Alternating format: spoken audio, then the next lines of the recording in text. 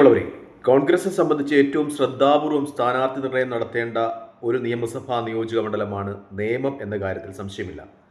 കാരണം കോൺഗ്രസ് 2011-ലും 2016-ലും പഴികേട്ട ഒരു നിയമസഭാ നിയോജക മണ്ഡലമാണ് നേമം. അവിടെ ഘടകകക്ഷികൾക്ക് നൽകുന്നത് വഴി UDFിൻ്റെ വോട്ടിംഗ് ശതമാനം വളരെയേറെ കുറഞ്ഞിരുന്നു. അതിൻ്റെ ഒരു ഗ്യാപ്പിലാണ് അവിടെ BJP വിജയിച്ചു പോരുന്നത് എന്ന് LDFിൻ്റെ ഒരു ആരോപണമുണ്ടായിരുന്നു. 2021-ൽ ആ സ്ഥിതി മാറി. 2021-ൽ കെ മുരളീധരൻ അവിടെ കോൺഗ്രസ് സ്ഥാനാർത്ഥിയായിട്ട് വന്നു. 36,000-ൽ പരം വോട്ടുകൾ അവിടെ പിടിച്ചു. വലിയ വോട്ട് വിഹിത വർധന UDFിന് അവിടെ കോൺഗ്രസ് മത്സരിക്കുമ്പോൾ ഉണ്ടായി. ആ ഗ്യാപ്പിൽ പോലും LDFിന് വിജയിക്കുവാൻ കഴിഞ്ഞത് 3,949 വോട്ടുകൾക്കാണ് എന്നൊരു പ്രത്യേകതയുണ്ട്. അതായത് മുരളീധരൻ ഇത്രയധികം വോട്ടുകൾ വർദ്ധിപ്പിച്ചിട്ടും LDFിന് വിജയിക്കുവാൻ കഴിഞ്ഞത് 3,949 വോട്ടുകൾക്ക് മാത്രമാണ് എന്നൊരു പ്രത്യേകതയുണ്ട്. 2016-ൽ ജനതാദൾ യുണൈറ്റഡിന് വേണ്ടി മത്സരിച്ച മുൻ മന്ത്രി സുരേന്ദ്രൻ പിള്ള 13,860 വോട്ടുകൾ മാത്രമാണ് UDFിന് വേണ്ടി നേടിയത്. ഒ രാജഗോപാൽ അന്ന് 8,671 വോട്ടുകൾക്ക് വിജയിച്ചിരുന്നു.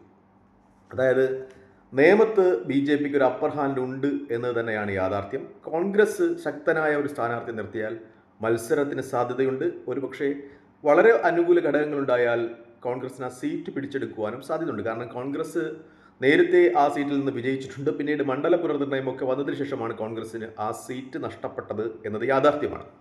ഇപ്പോൾ കോൺഗ്രസ് സ്ഥാനാർത്ഥി അവിടെ പറഞ്ഞു കേൾക്കുന്ന പേര് കോൺഗ്രസിൻ്റെ യുവമുഖം മുട്ടടയിൽ നിന്ന് കോർപ്പറേഷൻ കൗൺസിൽ ഇലക്ഷനിൽ വിജയിച്ച വൈഷ്ണ സുരേഷിൻ്റെ പേരാണ് എന്നതാണ് യാഥാർത്ഥ്യം. അത് കോൺഗ്രസിന് ആ മണ്ഡലത്തിൽ വലിയ ഒരു എഡ്ജ് നേടിക്കൊടുക്കും എന്ന രീതിയിലുള്ള ചർച്ചകൾ ഉയരുന്നുണ്ട്. പ്രത്യേകിച്ചും അവിടെ BJP സ്ഥാനാർത്ഥിയായി വരുന്നത് രാജീവ് ചന്ദ്രശേഖർ ആയിരിക്കും. LDF സ്ഥാനാർത്ഥിയായി വരുന്നത് വിദ്യാഭ്യാസ മന്ത്രി ശിവൻകുട്ടിയായിരിക്കും എന്ന ഏകദേശ രൂപവും ചർച്ചയുമൊക്കെ മാധ്യമങ്ങൾ നിലനിൽക്കുന്നു. അത് ഏകദേശം ഫിക്സായ സ്ഥാനാർത്ഥിത്വമാണ്. അതുകൊണ്ട് തന്നെ വൈഷ്ണ സുരേഷ് ആ മണ്ഡലത്തിൽ വരുന്നത് കൂടി കോൺഗ്രസിന് അനുകൂലമായി യുവജനങ്ങളുടെ ഒരു വോട്ട് രേഖപ്പെടുത്തൽ ഉണ്ടാകും എന്ന ആത്മവിശ്വാസത്തിലാണ് കോൺഗ്രസ്. അവിടുത്തെ വാർഡുകളുടെ അല്ലെങ്കിൽ കോർപ്പറേഷനിൽ ആകെ 22 വാർഡുകളാണ് നേമം നിയോജക മണ്ഡലത്തിൽ ഉൾപ്പെടുന്നതായുള്ളത്. അതിൽ 16 വാർഡുകളും വിജയിച്ചിട്ടുള്ളത് BJP ആണ്. 6 വാർഡുകൾ മാത്രമാണ് LDFിനുള്ളത്. കോൺഗ്രസിനാകട്ടെ അവിടെ വാർഡുകൾ ഒന്നുമില്ല എന്ന് മാത്രമല്ല, മിക്ക സ്ഥലങ്ങളിലും അവിടെ BJPയും CPMും തമ്മിലാണ് മത്സരം എന്ന ഒരു പ്രത്യേകതയുണ്ട്. മിക്ക വാർഡുകളിലും കോൺഗ്രസ് നേമം നിയമസഭാ നിയോജക മണ്ഡലത്തിന് കീഴിൽ വരുന്ന കോർപ്പറേഷൻ വാർഡുകളിൽ കോൺഗ്രസ് 3-ാം സ്ഥാനത്താണ്. പക്ഷേ അതിന് ഒരു വിപരീതം എന്ന് പറയുന്നത് നേമം ഷജീർ വന്നപ്പോൾ അവിടെ കടുത്ത മത്സരം BJPയുമായി നടത്തുവാൻ കഴിഞ്ഞു. അദ്ദേഹം പരാജയപ്പെട്ടുവെങ്കിലും അതുകൊണ്ട് തന്നെയാണ് കോൺഗ്രസ് അവിടെ ഒരു യുവമുഖത്തെ പരീക്ഷിക്കുന്നതിന് തയ്യാറാകുന്നത്. കാരണം യുവമുഖങ്ങളെ തിരുവനന്തപുരം ജില്ലയിൽ എവിടെയൊക്കെ പരീക്ഷിച്ചിട്ടുണ്ടോ അവിടെയൊക്കെ കോൺഗ്രസിന് വലിയ നേട്ടം ഉണ്ടാക്കുവാൻ കഴിഞ്ഞു എന്നത് ഉദാഹരണമാണ്. പക്ഷെ നേമം സജീറിനെ നേമം പോലുള്ളൊരു മണ്ഡലത്തിൽ പരീക്ഷിക്കുവാൻ അവിടുത്തെ ജാതി മത സമവാക്യങ്ങൾ കോൺഗ്രസിന് അനുവദിക്കുന്നില്ല. അതുകൊണ്ട് തന്നെ നായർ സമുദായത്തിൽ പിറന്ന വൈഷ്ണ സുരേഷിനെ ആ മണ്ഡലത്തിൽ കോൺഗ്രസ് സ്ഥാനാർത്ഥിയാക്കും എന്ന് തന്നെയാണ് റിപ്പോർട്ടുകളൊക്കെ സൂചിപ്പിക്കുന്നത്. മറ്റൊരു പേര് വീണ എസ് നായരുടേതാണ്.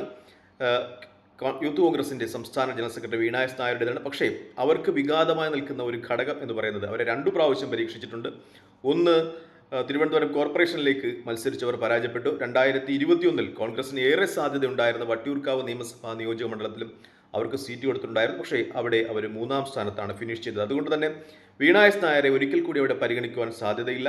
നായർ സമുദായത്തിൽ പിറന്ന ഒരു സ്ഥാനാർത്ഥി എന്ന രീതിയിൽ, പ്രത്യേകിച്ചും ഇപ്പോൾ സോഷ്യൽ മീഡിയയിലേക്ക് വലിയ തരംഗമായി നിൽക്കുന്ന, കേരളം മൊത്തം അറിയപ്പെടുന്ന ഒരു സ്ഥാനാർത്ഥി എന്ന രീതിയിൽ വൈഷ്ണ സുരേഷിനെ നേമം നിയോജക മണ്ഡലത്തിലേക്ക് പരിഗണിക്കുന്നു. ഏകദേശം അവരുടെ സ്ഥാനാർത്ഥിത്വം ഉറപ്പായി എന്ന രീതിയിൽ തന്നെയാണ് ചർച്ചകൾ ഒക്കെ വരുന്നത്. പ്രത്യേകിച്ചും അവിടുത്തെ ഒരു തിരഞ്ഞെടുപ്പ് റിസൾട്ട് നമ്മൾ എടുത്തു നോക്കിയാൽ 2025 ലോക്സഭാ തിരഞ്ഞെടുപ്പിൽ രാജീവ് ചന്ദ്രശേഖർ തൊട്ടടുത്ത കോൺഗ്രസ് സ്ഥാനാർത്ഥി ശശി തരൂരിനേക്കാൾ 20,000-ൽ പരം വോട്ടുകൾക്ക് ആ നിയമസഭാ നിയോജക മണ്ഡലത്തിൽ നിന്ന് ലോക്സഭയിലേക്ക് ലീഡ് നേടിയിട്ടുണ്ട്. ലോക്സഭയിൽ അവിടെ CPIയുടെ സ്ഥാനാർത്ഥി 3-ാം സ്ഥാനത്താണ് ഫിനിഷ് ചെയ്യുന്നത് എന്ന ഒരു യാഥാർത്ഥ്യവുമുണ്ട്. അതായത് BJPക്ക് കോർപ്പറേഷനിൽ ആകെയുള്ള 22 വാർഡുകളിൽ 16 വാർഡുകളും ഇവിടെ നിന്ന് വിജയിക്കുവാൻ കഴിഞ്ഞിട്ടുണ്ട്. മാത്രമല്ല ലോക്സഭയിലും വലിയ ഭൂരിപക്ഷമുണ്ട് എന്ന ഒരു യാഥാർത്ഥ്യമുണ്ട്. പക്ഷേ അവിടെ ശിവൻകുട്ടി എന്നൊരു ഫാക്ടറുണ്ട്. അത് LDFിന് അനുകൂലമായി നിൽക്കുന്നു. മാത്രമല്ല അവിടെ വൈഷ്ണ സുരേഷ് വരികയാണെങ്കിൽ വലിയ ഒരു രീതിയിലുള്ള വോട്ട് കേന്ദ്രീകരണം UDFിന് അനുകൂലമായി ഉണ്ടാക്കാം എന്ന രീതിയിലുള്ള ചർച്ചകളും വരികയാണ്. ഒരുപക്ഷെ വിജയിക്കുവാൻ സാധിച്ചില്ല എങ്കിൽ പോലും വലിയ രീതിയിലുള്ള വോട്ട് വർധന വൈഷ്ണവ് സുരേഷിന് അവിടെ ഉണ്ടാക്കുവാൻ കഴിയും എന്ന ഒരു യാഥാർത്ഥ്യം ചർച്ച ചെയ്യപ്പെടുകയാണ്. മാത്രമല്ല തിരുവനന്തപുരം ജില്ലയിൽ ആകമാനം കോൺഗ്രസിന് ഒരു യുവ നേതൃനിര ഉണ്ടാകുന്നു എന്ന ചർച്ചയും വരികയാണ്. പ്രത്യേകിച്ചും സംഘടനാ സംവിധാനം ആകെ ദുർബലമായിരുന്ന കോൺഗ്രസ് ഈ 2025 തദ്ദേശ സ്വയംഭരണ തെരഞ്ഞെടുപ്പിൽ യുവാക്കളെ മത്സരരംഗത്ത് ഇറക്കുക വഴി വലിയ നേട്ടമാണ് ഉണ്ടാക്കിയത്. നമ്മുടെ ജില്ലാ പഞ്ചായത്ത് ഡിവിഷനുകളുടെ കാര്യമെടുത്താൽ മണമ്പൂർ നബീൽ കലമ്പലം, പൂവാറ് ഗോപു നെയ്യാർ, നാവായിക്കുളം ബ്ലോക്ക് പഞ്ചായത്ത് ഡിവിഷനിൽ അവിടെ നിന്ന് കഴിഞ്ഞ ഇലക്ഷനിൽ 3ാം സ്ഥാനത്തായിരുന്ന കോൺഗ്രസ് അവിടെ സൈദലിയെ പരീക്ഷിച്ച് ആ സീറ്റ് പിടിച്ചെടുത്തു. സുധീർ ഷാ പാലോട്, അതുപോലെ വൈഷ്ണവ് സുരേഷ്, അങ്ങനെ ഒരുപാട് യുവ നേതാക്കന്മാരെ മുൻനിർത്തി കോൺഗ്രസ് മത്സരം രംഗത്തേക്ക് തിരിച്ചു വരുന്ന ഒരു കാര്യമാണ് നമ്മൾ തിരുവനന്തപുരം ജില്ലയിൽ കാണുന്നത്. അതുകൊണ്ട് തന്നെ എന്തായാലും കോൺഗ്രസിന് യുവമുഖങ്ങൾ തിരുവനന്തപുരം ജില്ലയിൽ മത്സരരംഗത്തുണ്ടാകും എന്ന രീതിയിൽ തന്നെയുള്ള ഒരു ചർച്ചകളാണ് വരുന്നത്. വൈഷ്ണവ് സുരേഷ് ഒരുപക്ഷേ നിയമമണ്ഡലത്തിൽ മത്സരിച്ചില്ല എങ്കിൽ പോലും അവർക്ക് കൂടുതൽ സാധ്യതയുള്ള ചില മണ്ഡലങ്ങൾ കൂടി കോൺഗ്രസ് അവരെ പരിഗണിക്കുന്നുണ്ട്. തിരുവനന്തപുരം കോർപ്പറേഷനകത്ത് തന്നെയുള്ള വട്ടിയൂർക്കാവ്, തിരുവനന്തപുരം എന്നീ മണ്ഡലങ്ങൾ കൂടി അവരെ പരീക്ഷിക്കുന്നുണ്ട്. പക്ഷേ അവിടെ സ്ഥാനാർത്ഥി ലിസ്റ്റിൽ ഓൾറെഡി തന്നെ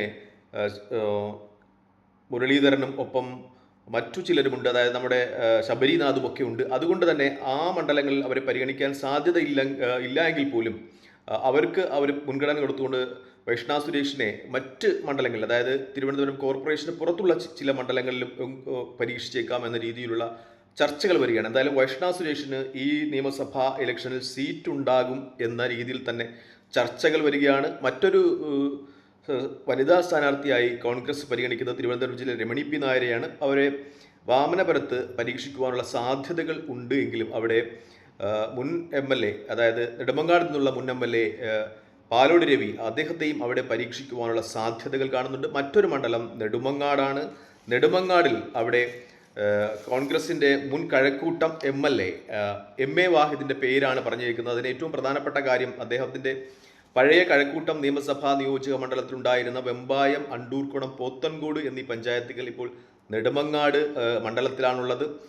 MA വാഹിദ് കഴക്കൂട്ടത്ത് നിന്ന് സ്വതന്ത്രനായി 2001 ജയിച്ച ഒരു പാരമ്പര്യമുണ്ട്. അദ്ദേഹത്തിൻ്റെ ആ പഞ്ചായത്തുകൾ ഇപ്പോൾ നെടുമങ്ങാട് മണ്ഡലത്തിലുണ്ട് എന്ന ഒരു പ്രത്യേകതയാണ്.